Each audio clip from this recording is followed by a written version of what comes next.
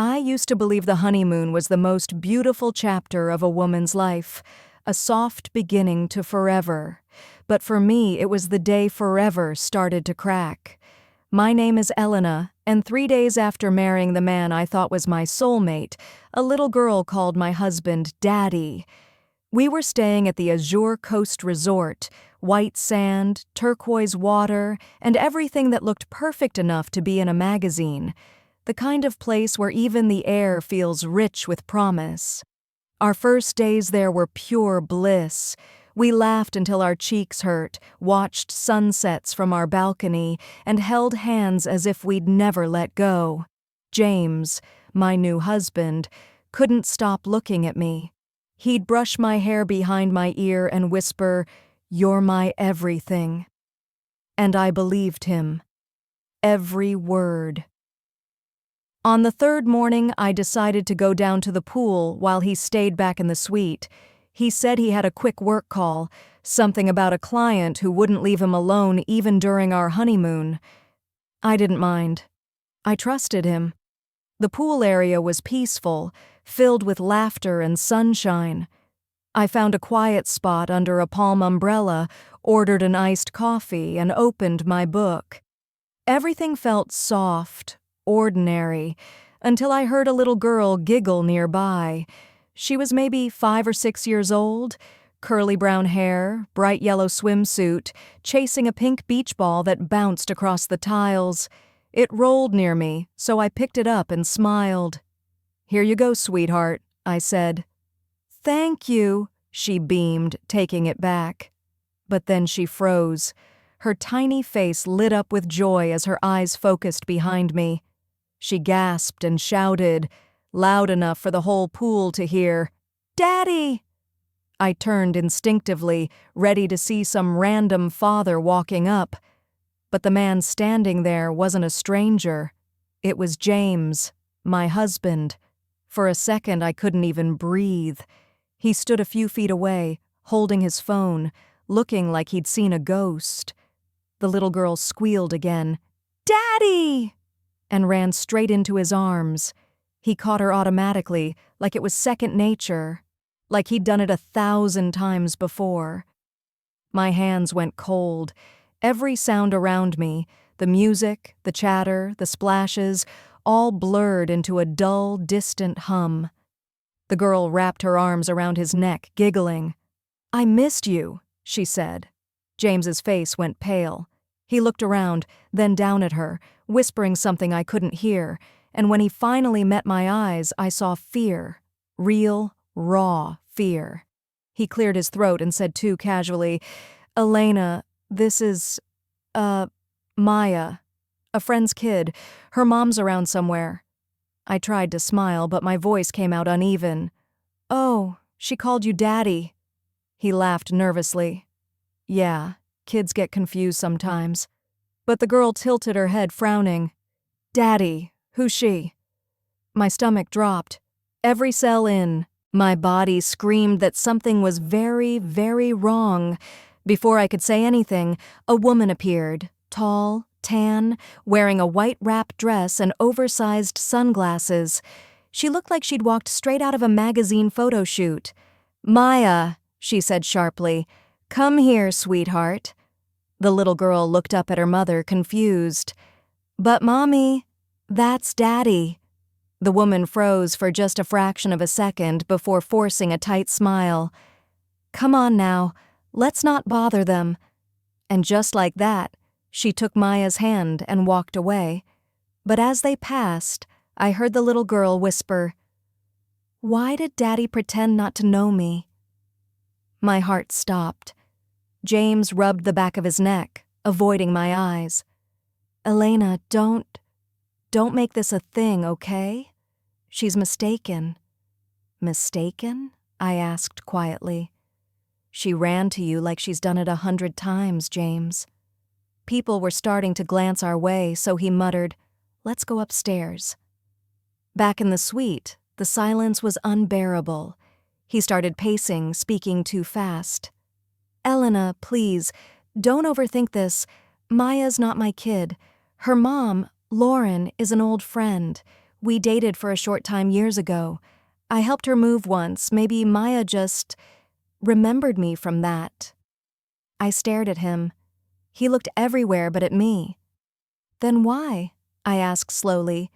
"Did she call you Daddy?" He hesitated, just long enough for the truth to flicker behind his eyes. "Because she used to get attached. I was around sometimes, that's all. It doesn't mean anything."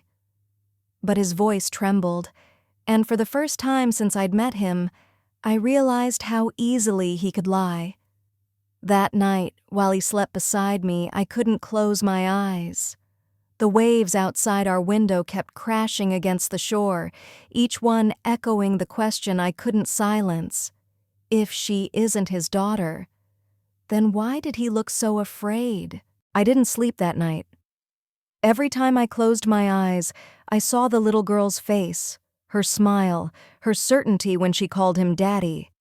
James snored softly beside me, peaceful, unaware that every breath he took felt like a betrayal. By sunrise, my mind had already started its quiet investigation. If he had nothing to hide, I told myself, I'd find nothing. But if he did... At breakfast, he was all charm again, ordering mimosas, talking about the boat tour he'd booked for us. He acted as though yesterday had been erased. I smiled, pretended, and nodded in all the right places, but inside, I was studying him the way you study a stranger you're not sure you can trust. When he went to pay the bill, he left his phone on the table. My fingers itched to touch it, but I didn't. Not yet. I needed to be smart, careful, because lies don't like noise. They hide best in silence. Later that morning, he went to the resort gym. He said it would clear his head. As soon as the door closed behind him, I turned on my phone and opened the resort's guest app, the one that listed all registered guests. I searched for Lauren. It wasn't a common name here. I scrolled once, twice, and there she was, Lauren Brooks, Villa 6B, just 6 villas away from ours. My throat went dry. Of all the hotels, all the islands, what were the odds she was staying in the same resort at the exact same time? I screenshotted her name before logging out. Then, curiosity pushed me toward his side of the bed. James's phone sat on the nightstand, charging. The screen was dark, the wallpaper a photo of us laughing at our wedding. Perfect couple. Perfect lie. I took a breath and picked it up. No password. That surprised me. Or maybe he thought I'd never look. I opened his messages. Nothing strange at first. Work chats, old friends, his mom. Then buried halfway down, a name I'd never seen before. LB. My heart skipped. I opened the thread. The most recent message was 2 days old. "We'll talk when she's asleep. Don't act weird." Before that, I told Maya not to say anything. She promised. And before that, you said you wanted to see her one last time. The room began to spin. I dropped the phone onto the bed and stared at it like it had burned me. My husband had planned this. He'd arranged for them to be here, on our honeymoon. I didn't know whether to cry or scream, so I did neither. Instead, I opened the balcony doors and let the sea breeze hit my face until the nausea passed. That evening, I played along again. I smiled when he suggested a sunset dinner. I wore the red dress he loved, and while he told stories over candlelight, I watched his eyes, how they darted toward the path leading to the villas, how he flinched every time his phone buzzed. When he went to the restroom, I unlocked it again. Another message had appeared from LB. "She wants to see you tomorrow morning. You owe her that much." Maya. My stomach twisted. So the little girl hadn't just stumbled into him. She'd been waiting.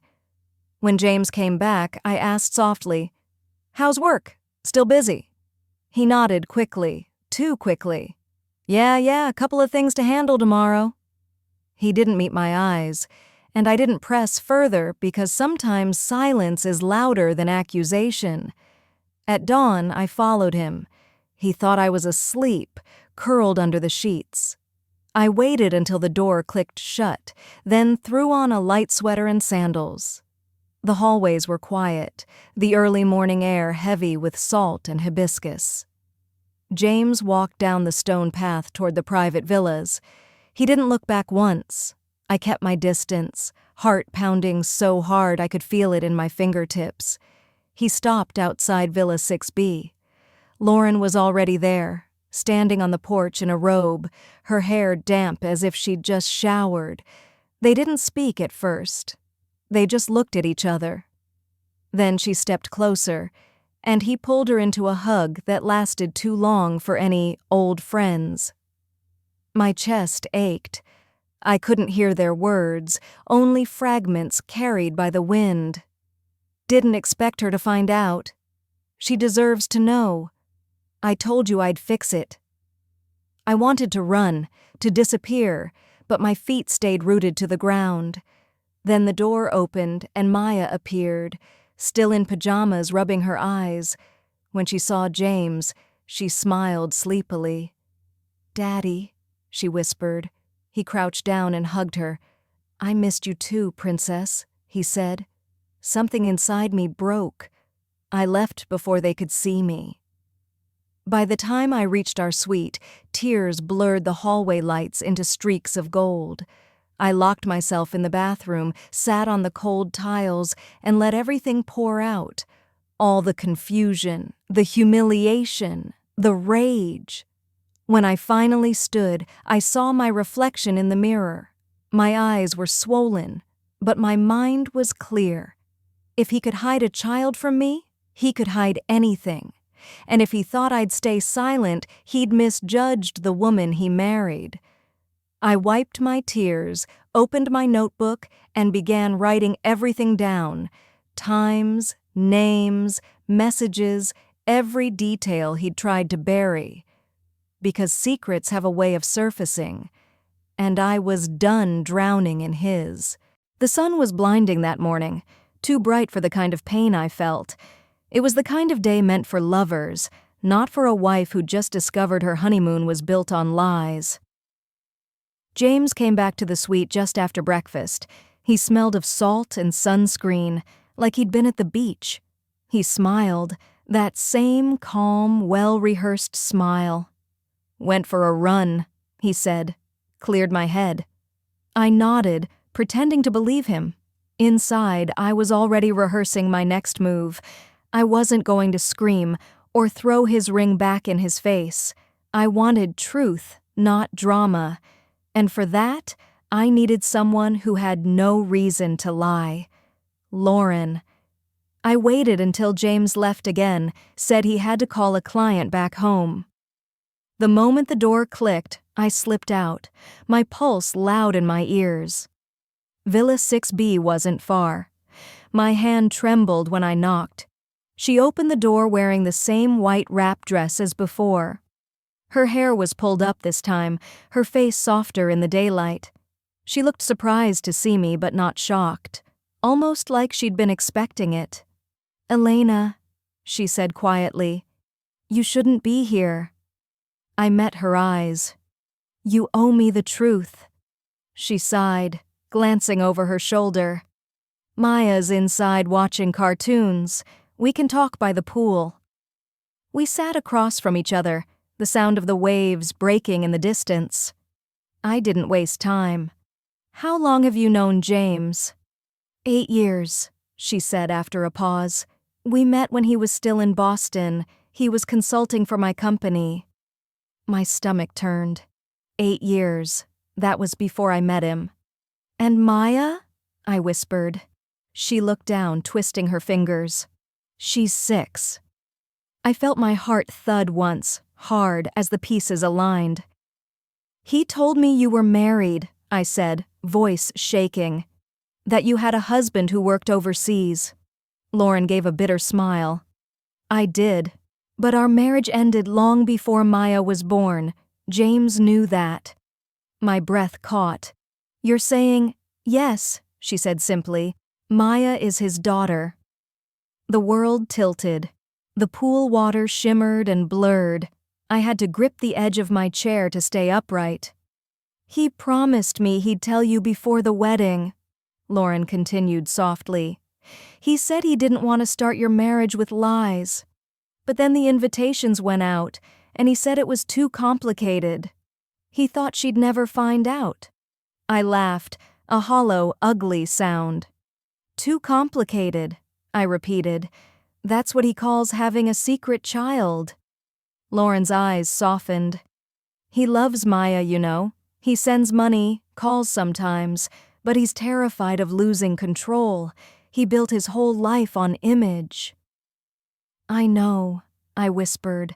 "I married that image." For a long moment we sat in silence, two women bound by one man's cowardice. When I finally stood, my voice was steady. "Thank you for telling me. I needed the truth. Now he's going to get his." That night, I played the role of the perfect wife one last time. I greeted him with a smile, poured him wine, asked about his day. He talked and talked, completely unaware that I knew everything. When he went to shower, I opened his laptop. Password. The same one he used for everything. His birthday. Inside his email, I found the final proof. Bank transfers labeled child support to a private account in Lauren's name. Photos attached. Birthdays, drawings from Maya. He hadn't just lied, he'd been living a double life. I copied everything to a flash drive I'd brought from home. Every email, every message, every proof of betrayal. When he came out of the bathroom, towel around his waist, he smiled. "You okay, babe?" I smiled back.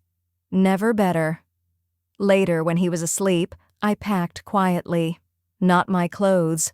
Not yet. Just the evidence. The wedding ring he gave me, still warm from my hand, I placed on the nightstand beside him. He didn't stir. He never does when the world falls apart. I walked out to the balcony, breathing in the salt air, and thought about karma. It doesn't shout. It waits. Patient, perfect, inevitable. Tomorrow, I decided he would feel it.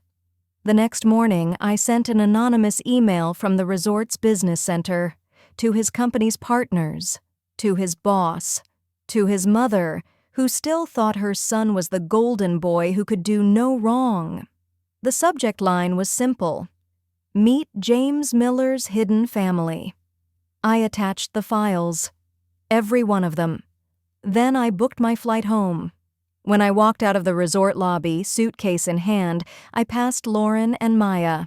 The little girl waved shyly. "Bye," she said. I smiled back. "Take care of yourself, sweetheart." Lauren met my gaze. "Are you sure you're okay?" "I will be," I said. He taught me exactly who I never want to be. And as I stepped into the waiting cab, the first drops of rain began to fall. Soft, cleansing, final. By the time my plane touched down back home, I'd stopped crying. Somewhere between the turquoise water and the airport terminal, grief hardened into something sharper. Clarity. The man I'd married was gone. Maybe he'd never really existed at all. 2 days later, the silence broke. My phone buzzed relentlessly. Texts, calls, voicemails from numbers I half recognized. Then one message appeared from a friend at James's firm. "Elena, are you okay? Everyone's talking about it." I opened my email. The story was everywhere. Screenshots from his messages. Transfers marked child support. A smiling photo of James with Lauren and little Maya at a birthday party. Someone had forwarded the files I'd sent. Now the entire company, his family, and all our friends knew. For a second, I almost felt pity. Almost. Because while he'd spent years building his perfect life brick by brick, all it took was one truth to make the whole thing crumble. He called nonstop for 2 days. I didn't answer. On the third night, I heard the pounding at my door. "Elena, please!" His voice cracked, desperate, small. I let him stand there in the rain while I watched from the window. Finally, I opened the door just enough for him to see my face. "You ruined me," he said. "No," I answered quietly. "You ruined yourself." He tried to explain how he'd been scared, how he didn't want to lose me, how he planned to tell me, "someday." Every sentence started with "I didn't mean to." Every apology ended with "please." When he reached for my hand, I stepped back. "Do you remember the night you said forever?" I asked. "You looked me in the eyes and promised there were no secrets." He said nothing. "Forever ended the second that little girl called you Daddy." Then I closed the door and locked it. He stayed there for a while, his shadow still against the glass, until the rain washed it away. The next few weeks were strange, half grief, half freedom. I moved out of our apartment into a smaller place by the sea. The quiet felt heavy at first, but slowly, it became peace. I started teaching yoga classes again, something I'd given up when I became Mrs. Miller. I cooked for one. I slept through the night. And every morning I wrote a single sentence in my journal. "Truth doesn't destroy love. Lies do." One afternoon, an email arrived from Lauren. She wrote, "I'm sorry for my part in all of this. Maya asks about you sometimes. I told her you were a kind lady who helped her mommy be brave." I stared at those words for a long time. Kind lady. Brave. Maybe that's what I wanted to be remembered as, not the broken wife, but the woman who stopped pretending. I replied simply, "Take care of your daughter. She deserves better than the man who raised her in shadows." And then I deleted every trace of James from my phone. He tried rebuilding. Of course, men like him always do. He sent flowers, letters, even money for the honeymoon he ruined. I returned everything unopened. The last I heard, he'd been asked to take a leave of absence. His mother called once crying, asking what happened. I told her the truth, gently. She whispered, "I always wondered why he was so secretive about that child." I hung up and felt something like relief. Pure, final, cold relief. One evening, months later, I walked along the pier near my new home. The sunset looked almost identical to the one from our honeymoon, except this time I wasn't pretending. The wind tangled my hair, and the sea smelled of salt and forgiveness. For the first time in a long while, I smiled, really smiled, because karma had done its part, but so had I. I had let go. It had been almost a year since the honeymoon. A year since the little girl in the yellow swimsuit had said one word that shattered my life. Time had softened the sharpest edges of the pain. The tears had stopped coming without warning. And slowly, I began to remember who I was before I became someone's wife. I had a routine now. Morning walks by the sea, yoga classes in the afternoon, a book club on Fridays. My days were peaceful, quiet, honest. And yet, sometimes in that quiet, I'd still think about him. Not with love anymore, but with the strange curiosity we feel for a ghost that once haunted us. I hadn't heard from James in months. No calls, no emails, no apologies that could rewrite what he'd done. And I was fine with that. Silence was its own kind of justice. Then one morning, as I stepped outside, I found a small envelope slipped under my door. No return address, just my name in familiar handwriting. For a moment, I just stared at it, heart thudding softly. Part of me wanted to throw it away, but another part, the braver one, told me to open it. Inside was a letter. "Elena, I don't deserve your forgiveness, and I'm not asking for it. I lost everything, my job, my reputation, my family's trust, but maybe losing it all was what I needed to understand what I'd done to you. I see Maya every weekend now. She asks about you sometimes. I told her that you're the reason she gets to know her real father. You gave her the truth I was too weak to give. I'm sorry for the years I spent pretending, for making you live inside a lie. I hope, wherever you are, you've found peace. James. I read it twice, then folded it carefully, not because it changed anything, but because it didn't have to. For the first time, his words didn't hurt. They just existed, like the sound of waves against the shore, constant, distant, harmless.